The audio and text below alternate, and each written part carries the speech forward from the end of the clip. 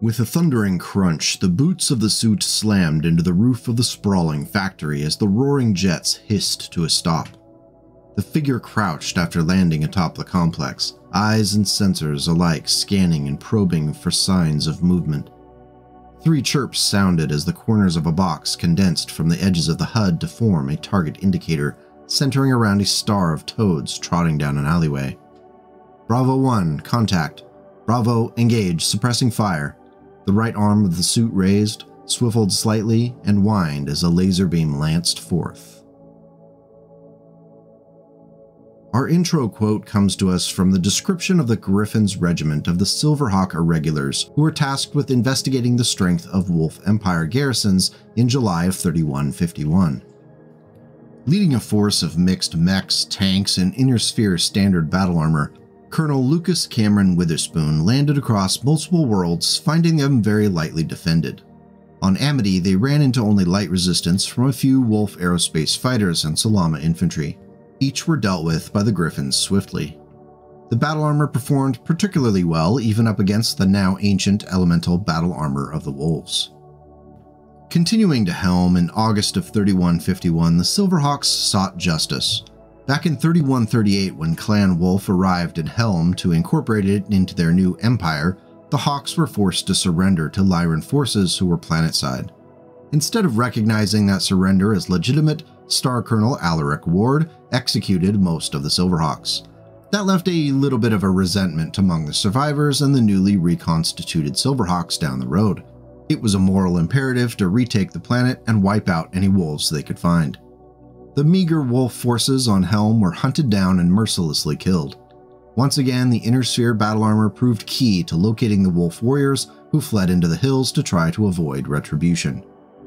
This incident is a great example of how the militaries of the inner sphere embraced battle armor as a key component of a mixed arms force.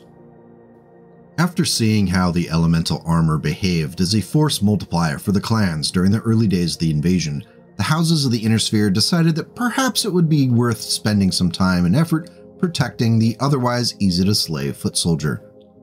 Designers were forced to dig through historical documents and long-abandoned scientific papers to find the engineering know-how required to produce their own battle armor.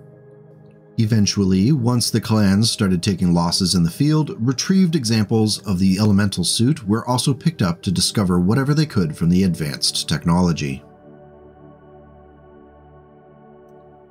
Powered combat armor. The thought didn't much appeal to Alex, but he knew that the power suit might be the technological innovation that would one day end the reign of the battle mech in ground combat. The old Star League had used various types of PCA, particularly for scouting and as mobile infantry support for ponderous mech units. The clans, when they'd first struck the inner sphere with unexpected ferocity and dazzling technological superiority, had introduced to warfare something called elemental armor, man-sized, jump-capable powered suits nearly as tough and as deadly as a mech. There were cases on record of whole swarms of elementals leaping onto a mech in battle and beginning literally to tear it apart. Even with the money and resources being dumped into developing a homegrown inner sphere battle armor, progress was slow as replicating the clan technology was difficult. The process of miniaturization has always been an endgame challenge. Back in the 20th century, the Soviet Union, which had been long known for having creative and very savvy engineers, struggled with making their technology fit into smaller packages. We see this today with the lingering differences between the inner sphere and clan weaponry and other technology. Still, the engineers across the inner sphere kept working. Eventually, rough copies of the clan elemental battle armor started to go through testing. The Federated Commonwealth's New Avalon Institute of Science is credited with pushing the first designs into field testing with FedCom soldiers on the front lines and within the Grey Death Legion mercenary unit. Those first inner sphere battle armor designs were lacking in both offensive power as well as protection of the soldier inside. They simply weren't able to match the technical specs of the clan design with the available technology they had. Unable to carry both the short-range missile pack and jump jets, each suit was forced to carry one or the other, which limited tactical flexibility. The thinner, more boxy armor meant the soldiers had to be more wary of being hit with small arms fire than their elemental opponents. Still, the programs pushed forward. Among the other great houses, progress was being made to improve the basic functionality and capabilities of the Inner Sphere battle armor. It can be inferred that since the end results of these programs are shockingly similar, that information was being shared, willingly or not, between the Free Worlds League, Draconis Combine, and the Capellan Confederation. It's also possible that many of the features are quite common sense, and the fact that they are all copying the elemental design also played a part in the curiously similar results. Though the basic Inner Sphere battle armor was being produced in 3052, it was in very small batches reserved for elite units. Sometimes called the Gorilla Suit by those who worked on it, due to its general appearance and bulk, the 1-ton battle armor did offer at least some of the protection and force projection of its clan counterpart. That was enough for each of the houses to put the suits into full production. Factories included but were not limited to Illyria, Capella, Hesperus II, Cyan, and Stuart were put to work to equip as many soldiers as possible to help give their respective houses an advantage on the field. Like his Grey Death squad, Mikko's standard battle armor troopers are among his most adaptable assets. Encased in the basic Inner Sphere battlesuit designs, these troopers are virtually on par with clan elementals in the field, and possess the same mobility, firepower, and even much of the armor resilience as their clan counterparts.